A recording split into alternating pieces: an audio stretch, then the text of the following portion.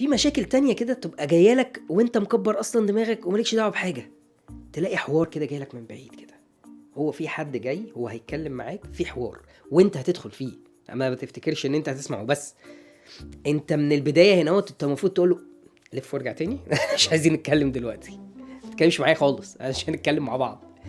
انت لو فتحته في كلام انت دخلت جوه الحوار، ومش بس دخلت جوه الحوار ده، انت دخلت جوه الحوار ومطالب ان انت تسمع وتدادي وتطبطب وتحل وتساعد وتحاول توصل وجهة النظر بتاعة الشخص ده للشخص التاني، وانت اصلا مالكش دعوه باي حاجه. الاتنين حبايبك بس ماليش دعوه.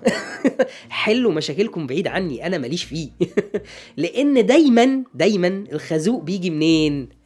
انت بتحاول تحل، ما هو حبايبك وانت عارف ان هما الاتنين حبايب بعض، تيجي تخش تحل في الموضوع تلاقي نفسك في الاخر هما الاتنين طلعوا حبايب. نصيحتي يعني ليك، يعني تلاقيهم هما الاتنين طلعوا حبايب وانت في الاخر اتخزوقت. ما تلبسونيش انا.